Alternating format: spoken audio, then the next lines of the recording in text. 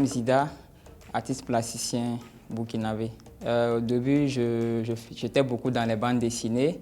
J'ai d'abord commencé par la pyrogravure.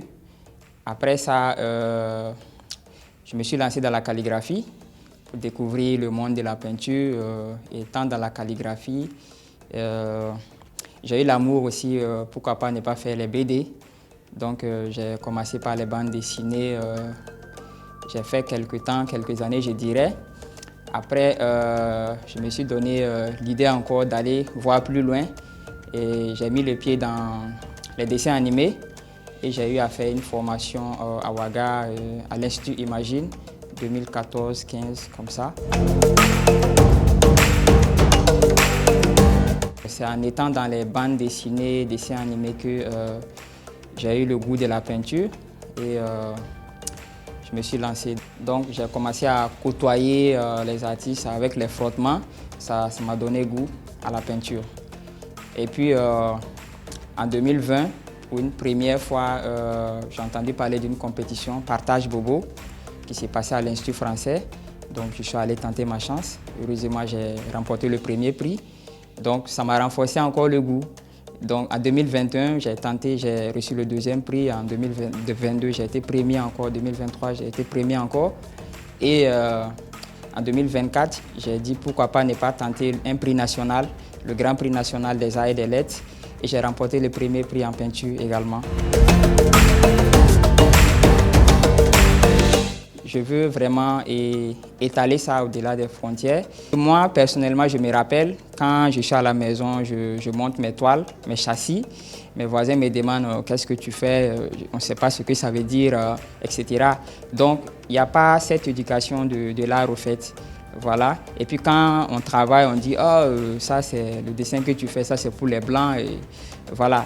Donc tout ça, j'ai compris qu'il n'y a pas une éducation artistique. Et récemment, je viens de voir que l'art plastique est étudié chez nous à l'université. J'ai eu à faire une résidence de création avec Nyanamaya. C'est un festival international qui se passe au Burkina.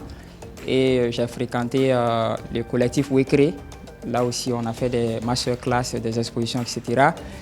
En plus, j'ai participé en tant que président de jury dans une compétition de peinture. Donc tout ça, on a tissé des relations, des liens et puis il y aura d'autres projets à venir là-dessus. Déjà, je suis autodidacte. Voilà, depuis, même si j'ai fait une école d'art en Allemagne, je suis allé étudier à l'Académie nationale supérieure des beaux-arts. Mais là, j'avais déjà une connaissance, bon, je dirais une connaissance là-dessus, un minimum. Là, je suis allé renforcer là-dessus. Mais mes frères qui n'ont pas eu la chance de fréquenter ces écoles, etc. Et puis, bon, c'est vrai qu'en Afrique aussi, dans certains pays, on a des écoles d'art. On a des écoles d'art, mais ce n'est pas aussi développé que ça. Bon, ce n'est pas partout, hein. Ce n'est pas dans tous les pays, je dirais. Donc, là, je lance un appel, je profite de votre micro pour lancer un appel de vraiment renforcer ces écoles d'art-là, que ce soit pas l'art visuel seulement, ça peut être dans la musique, etc. Les visites dans les musées, dans les galeries, comme à Bruxelles et en Allemagne, etc. Donc tout ça, c'est des grands moments pour moi parce que même ici à Ségou, c'est grâce à l'art que je suis là et grâce à l'accompagnement de la SNC qui m'ont fait partir à Ouaga, grâce à leur partenariat, qui m'ont fait venir au Mali grâce à leur partenariat. Donc je ne dirais que bon, je ne peux que remercier les arts visuels, le domaine.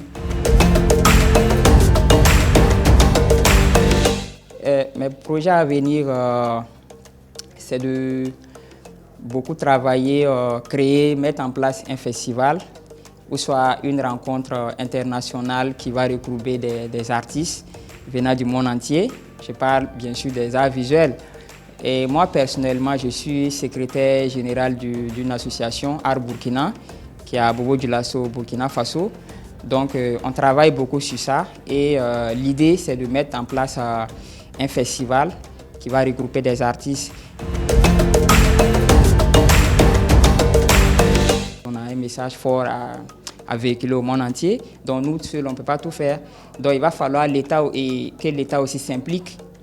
Oui, l'État aussi doit s'impliquer et nous chercher des salles d'exposition parce que dans certaines villes, bon, je ne vais pas citer, il n'y a pas assez de salles d'exposition.